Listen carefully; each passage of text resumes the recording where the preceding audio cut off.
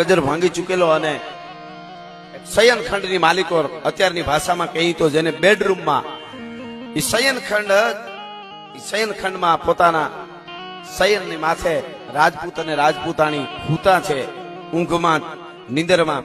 એમાં રાજપૂતનો જે માથું છે એ રાજપૂતાણીના હાથ ઉપર રહી ગયું છે અને નિંદર આવી ગઈ અને એમાં અડધી રાતનો ગજર ભાંગી ચૂક્યો અને ઊંઘમાં છે રાજપૂત ને રાજપૂતાણીને નિંદરમાં હાથને ખેંચ્યો.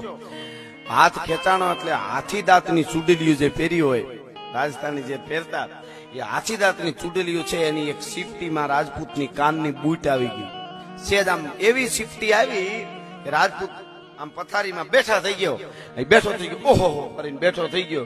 મિત્રો, ધર્મને બચાવવા માટે આ દેશની નારી શક્તિએ કેટલા બલિદાન આપ્યા ત્યારે આપણે આ બસ્યું છે બધું આપણી સભ્યતા. અને આખી દુનિયામાં જૂનામાં જૂની સંસ્કૃતિ આપણી છે આજે, દુનિયાને પણ ખબર છે. એટલે આ બાજુ રાજપૂત ખાલી ઊંકારો કરીને બેઠો થઈ ગયો, આ બાજુ રાજપૂતાણી ઢોલિયા માથેથી નીચે ઉતરી ગયા અને એટલું કીધું કે હવે તમારે મારે હજારો ગાઉનું છેટું પડે છે, રહીશ અહીંયા તમારી સાથે જ છું, પણ હવે આ રાજપૂતાણીને તમે સ્પર્શ ન કરી શકો, તમે કાયર છો. એક સુડીની સીપે ખાલી સીપટી આવી જાય કાનમાં, એક સુડીની સીપે તમને ખાલી એક કાનની બૂટ આવી જાય અને તમે રાડ નાખી અને બેઠા થઈ જતા હો. કે જયારે વખત આવે, જે હું મારી સૈરુની પાસે વાતું કરતી હતી કે સૈયર પેરું ચૂડલો ઈંડરી અંખિયા લાલ, પછી ઘડી ભર રહું સુહાગણી તોય મારું આખું નિહાલ, ભલે ઘડી વાર સુહાગણ રહું, આવી જે વાતો કરતી હતી અને તમે એક ચૂડીની સીપે કકણી જાતા હો તો મારી જિંદગીમાં ધૂળ પીડી, મારે કેમ જીવવું? રાષ્ટ્ર માટે તમે શું કરી શકવાના છો? રાજપૂતે કીધું એવું નથી, હું નિંદરમાં હતો, આમ છે તેમ છે. મિત્રો, ઈ વાત ઉપરથી 1 મહિનો 2 મહિના 1 વર્ષ 2 વર્ષ 5 વર્ષ 10 વર્ષના વાળા વાઈ ગયા અને એક દિવસ મેઘલી રાત જામી છે, આહાડ મહિનો છે, સૌ કડાક ધાણા વીજળીઓ થાય છે અને મધરો મે વરહે છે અને મે ગાજો રાતના મોરલાઓ બોલવા મંડાણા. અને ઈ વખતે રાજપૂતનો ઢોલિયો બાજુમાં છે, રાજપૂતાણીનો ઢોલિયો બાજુમાં છે અને બેઠા રાજપૂતાણીને એટલું કીધું કે અરે આપણા લગ્ન ને આજ તો 10-11 વર્ષ થઈ ગયા. એટલે કીધું કે હા, એ તો 11 વર્ષ થઈ જાય ને 22 વર્ષ થઈ જાય ને જિંદગી પૂરી થઈ જાય. કે પણ શું કામે આવું બોલો છો કે તમે એવું કર્યું એટલે? કે પણ એવો મોકો તો મળવો જોઈએ ને યુદ્ધનો. તો કે મોકો મળે નહીં, મોકો ઉભો કરાય. કે ઈ તો માં જોગમાયાની દયા હશે તો એ થાય. આવી વાતો રાતની કરે છે. એમાં એક દિવસ આવીને ઉભો રહ્યો, ઢોલની માથે દાંડિયું પડ્યું, યુદ્ધના નગારા વાગ્યા, શરણાયું ફૂંકાણી અને ઘેરેથી રાજપૂતો જયારે નીકળ્યા, ઘોડલાઓ માથે સવાર થઈને બખ્તર ભીડીને નીકળ્યા, હથિયારો લઈને નીકળ્યા. એમાં આ રાજપૂતને એમ થયું કે મારી જોગમાએ આજ મોકો આપ્યો અને હવે રાજપૂતાણીને ખબર પડશે કે હું કાયર નથી, હવે હું યુદ્ધના મેદાનમાં ઉતરું ત્યારે ખબર પડશે. અને તૈયાર બરાબર થઈ બખ્તરની કડીઓ ભીડતો જાય, એક પછી એક હથિયાર લેતો જાય, ડબલ જમીઓ ભેટમાં નાખ્યો, એક બાજુ તરવાર અને એક હાથમાં ભાલો લીધો અને હાંગડી લંબાવવા માટે જયારે રાજપૂતાણીને કીધું કે જરાક ઓલી હાંગડી અંબાવજો કીધું એટલે ધીરેક દઈને મરકતા રાજપૂતાણી એટલું કીધું હતું કે દરબાર વજન ઘણો વધી ગયો છે, પછી કદાચ એવો વખત આવે ને ભાગવું પડે તો પછી વજન જાજો હોય તો પછી ભાગી નહીં હગો, પણ તાતો અંગ રૂવા અવળા થયા ને વ્યાપી જ્વાળા. એમાં રાજપૂતાણી મને નથી ઓળખી ગયો, હાથે હાંગડી લઈને નીકળી ગયો, બાગડતા યુદ્ધના મેદાનમાં ઉતર્યો. પ્રસંગ તો આખો જબરો અદભુત છે, પણ યુદ્ધના મેદાનમાં રાજપૂત ઉતર્યો અને બે હાથમાં જયારે એક હાથમાં તરવાર હાલતી હતી ને એક હાથેથી ભાલો હાલતો હતો અને પોતાનો ઘોડો છે એ યુદ્ધના મેદાનમાં અડ પડે ઝીંક માચી ગચુક કટ જાત શેષ ઘટ ટૂક ફટ જાત કંઈક ફરા ફાર હટ જાત કંઈક કાયર હજાર કુદંત શેષ પડતે કબાદ અને ધડ હાથી વગરની હોંટ્યું વગરના હાથી, ધડ વગરના માથા વગરના ધન, ઠૂંઠે દીધા ઢાળ ખળગે રગત વહતી ખાળ દેતા દજ ઉપર દાન મેપત મોખડો હનુમાન ઠૂંઠ દીધા ઢાળ. ઈ ગમન શાણ યુદ્ધનો બાટકો બોલાવી દીધો અને હજી જે બાદશાહનો જે સુબો હતો એ સુબાને હાથીની અંબાડી માથે જાય અને હાથીની અંબાડીની માથે જઈ અને સુબાને માર્યો. એ સુબા ઉપર ઘા કર્યો, સુબો મર્યો. પણ 12 દૂન 24 ભાલા નીકળી ગયા રાજપૂતને આર પાર. ડાબે ખંભે તલવારનો ઝાટકો લાગ્યો, એ જમણી પહાડીએ ઉતરી ગયો તો. જમણે ખંભે ઝાટકો લાગ્યો, એ ડાબી પહાડીએ ઉતરી ગયો તો. અને એમાં સુબાને માર્યો. મારતા ને યારે ધીંગાણાના સંધવેલા હાથીએ કડેથી રાજપૂતને પકડ્યો. ભાઈ એ કડેથી પકડીને એમ કે છે ઘારા કરતો આપા મંડળમાં ઘા કર્યો. એ ઘા કર્યો પણ એક હાથમાં ભાંગી ગયેલી અડધી તલવારનું ઠૂઠું હતું. એ જાતા જાતા વળતા પાછો એમને આવ્યો. ધીંગાણામાં હાથીને એવી રીતે તૈયાર કરવામાં આવતા કે કોઈને આમ પકડીને આવે દુશ્મન, એટલે પકડીને ઘા કરીને પાછો હાથી બે આમ દાંત રાખે એટલે સીધો દાંતમાં ઘાસ દઈને આવે એટલે સીધું પૂરું થઈ જાય. પણ એવી રીતનો રાજપૂત આવ્યો, ફરાક કરતો હાથીના કુંભાસ્થળની માથે આવ્યો અને પોતાના હાથમાં અડધી ભાંગેલી તલવારનો ઠૂઠો હતો. એ કુંભાસ્થળને મસ્તકની વાહે કુંભાસ્થળની માથે ફારડા કરતો માર્યું. પણ અડધી તલવાર તો અંદર ઉતરી ગઈ, પણ કોણી સુધી કુંભાસ્થળમાં રાજપૂતનો હાથ વયો ગયો. હાથીને ભલા માણસને કાજળનો જેમ પહાડ પડે એમ હડોડોડોડોડોડ કરતો પડ્યો હાથી. એ હાથી પડ્યો, માથે સુબો હતો એને એક હાથે માર્યો, ઈ પડ્યો. આ બાજુ હાથી પડ્યો, સુબો પડ્યો અને રાજપૂત હાથીના દાંત ગરી ગયા પણ એને ટેકે રાજપૂત આમ પડ્યો. ટેકે પડ્યો અને ધીરે ધીરે ધીરે ધીરે ધીરે લોહીની નીકું વહી જતી હતી. હાથીની લોહી, રાજપૂતના લોહી, આજુબાજુના લોહી ભેળા થઈને જતા હતા. એમ આંખ ખુલી રહી ગઈ અને રાજપૂતનો શ્વાસ વહી ગયા, દેહ છોડી દીધો. પણ હાથીના ટેકે પડેલો રાજપૂત મૂસળિયું ફરક થતી હતી અને પડ્યો. પણ આમ આંખો બે ખુલી રહી ગઈ. ભાઈ એ આંખો ખુલી રહી ગઈ અને એમાં યુદ્ધના મેદાનમાં કાગડા હમળિયું માંસ ખાવા માટે ઉતરે. એ ઉતરીને બાજુમાં જયારે કાગડા આવ્યા ત્યારે કવિ કલ્પના કરે છે. હે કાગડા, રાજપૂત કહે છે તું મારું આખું શરીર ખાઈ જાય છે પણ મારી બે આંખું ન ખાતો. કારણ કે હમણાં રાજપૂતાણી આવશે ને અંજલિ દેવા માટે, એ રાજપૂતાણીને મારે દેખાડવું છે કે મર્યા પછી પણ રાજપૂતની આંખમાં બીક ન હોય. તું જોઈ લે મારી આંખોની માલિકો. એ આંખું એ શહીદ થઈ ગયેલા રાજપૂતની આંખો એમ કહેતી હતી.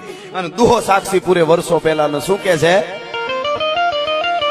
કે કાગા સબદન ખાઈ લ્યો અને મારું ચૂન ખાઈ લ્યો બાસ. પણ મારા દોને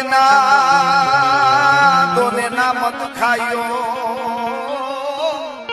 એ મારે પિયા છે પ્રિયા છે મિલન કી આસ. મારા દોને ના તમે મત ખાયો. અરે મારે પ્રિયા મિલન કી આસ. અને આ બાજુ રાજપૂતાણી ઘરે ઘરેથી તૈયાર થવા માંડાણી અંજલિ દેવા માટે જાય. એમાં દાસીએ કીધું બા તમારે નથી જવું? તો કે હમણાં છેલ્લે વાયે હતા તો આવતો હોય છે. એમાં કીધું કે લોક લજાઈએ તો હાલો. એ લોક લજાઈએ હાલો કીધું એટલે રાજપૂતાણી તૈયાર થયા, દાસી તૈયાર થઈને એની માં જે રાજપૂત શહીદ થઈ ગયો એની માં એટલે આ રાજપૂતાણીની હાહુ પણ ભેળી બેઠી અને એ હાલતી થઈ બગી અને બરાબર યુદ્ધના મેદાનમાં આવે છે. રાજપૂતાણી પાણીની જારી હાથમાં લઈને ઘડીક વાર આટા માર્યા, આડા નવળા અને પછી એમ થયું કે ઓહો આના માટે મેં આની હારે લગ્ન કર્યા છે, આ તો ક્યાંક ભાગી ગયો લાગે છે. અને પાછી વળીને એની હાહુને કહે છે કે બાઈજી થારો બેટડો, હે બાઈજી થારે બેટડે દો કુળ લજવિયા, સારા રણ મેં ફીરી જારી હાથ લિયા. એ હાહુમાં આખા રણ મેદાનમાં હાથમાં પાણીની જાળી લઈને ફરી પણ બે કુળ લજવા તમારો દીકરો ભાગી ગયો. અને તેદી હાહુ એ ધીરે દઈને જવાબ દીધો કે બહુજી મારો બેટડો અને તું સગુણીરો કંથ, મારો દીકરો છે અને તારા જેવી સગુણી રાજપૂતાણીનો કંથ છે. એ આમ વાહે નો પડ્યો હોય કે તો કે આગળ જા, કાં તો હોય ઘોડાની ઘમસાણમાં અને કાં વીંટાણો હોય છે ગજદંત. એ આગળ હોય એવું કે હા આમ રાજપૂતાણી પાણીની જારી લઈને ધીરે ધીરે જોતા આગળ આવે પણ ઠૂંઠે ઠૂંઠ પડ્યા હતા. એ હાથીના દાંતને ટેકે આખું ખુલ્યું અને મળદું પડ્યું હતું રાજપૂતનું. અને નિયા આવીને આમ જોયું પણ પવનની ફણગી આવતી હતી, એ મૂછું ફરક થતી હતી. વાય ફરકે મુસળિયું અને રિયણ જબુ કે દાંત, જોઈ લ્યો પટોળા વાળ્યું, આ તો લોબડિયાળીનો કંથ. ભાઈ ફરક અને રાજપૂતાણીના હાથમાંથી પાણીની જારી પડી ગયો અને હામું જોઈને કીધું કે હા સાબાસ ગરાહિયો, સાબાસ રાજપૂત. ભલે મેં તારી યારે લગ્ન કર્યા, મને તારને સમજવામાં મારે મોડું થઈ ગયું, ઈ વાત પાકી, મારી ભૂલ સ્વીકારું છું. પણ જો તો ખરો રાજપૂત, તું કેવો રૂડો લાગે છે. જેથી મારા બાપને ત્યાં મને પરણવા માટે આવ્યો તેથી આવો રૂડો નહોતો લાગતો. હા હા હા, શું કે છે કે જીજા ઘાવ ભયંકર હાંગણા, આ હાંગના ભયંકર ઘા જીલીને બેઠો તો પડ્યો છો કે જીજા ઘાવ ભયંકર હાંગણા, ભલા ભાંગિયા દેહમાં ઘોર ઘણા, અને વિદ્યા કાળા જડા નવડા હવડા, હામી છાતીએ જીયા રે, એને ગુલાબના ફૂલ ગણી તેથી ચૂડીની જીવે રે, એ કણકણીયો તો વાલા ધણી, હું તું સમજી ભાગણ હું, તેથી થઈ મારી ભૂલ ઘણી. આહા, જી વિજા કાળજડા અવળા હવળા, ભાલા ભાંગિયા દેહમાં ઘોર ઘણા, તેથી ચૂડીની સીપે તું કણકણીયો વાલા ધણી, અને ઊંધું સમજી અભાગણ હું, ઈ મારી ભૂલ ઘણી. અને ભગત બાપુ, આ તો મેં માટીના સુરથી ગાયું, પણ ભગત બાપુ પાસે એવી રીતે ગાતા કે તૂટી તોપની તાહળી લોગ જડી, તોપની તાહળીઓ માથે ટોપ જે પહેરેલો ની તાહળીઓ ઈ પણ લોઢે જડેલી, ઈ પણ તૂટી ગઈ છે. એવા એવા તો તારી માથે ઘા થયા કે તૂટી તોપની તાહળી લોગ જડી, તારા માથેથી લોઢાની તાહળીઓ પણ તૂટી ગઈ છે. રજપૂત ધીંગાણામાં ઘાયે મળ્યા, તોય ધીંગાણામાં ઘાયે મળ્યા. ભગત બાપુ આખે આખું ગીત લખે છે, પણ છેલ્લે કહે છે તેદી ચૂડીની સીપે કણકણીઓ વાલા ધણી, ઊંધું સમજી અભાગણ હું, મારી ભૂલ ઘણી. અને પછી રાજપૂતનું માથું લઈ અને રાજપૂતાણી છે એ સતી થાય છે. ત્યારે આપણું ભારત વર્ષ, અને ત્યારે આપણી ધરતી, અને ત્યારે આપણું રાષ્ટ્ર બચ્યું છે. કેવા કેવા બલિદાનો, અને એમાં માતાઓ બહેનોનો બહુ જબરો ફાળો છે.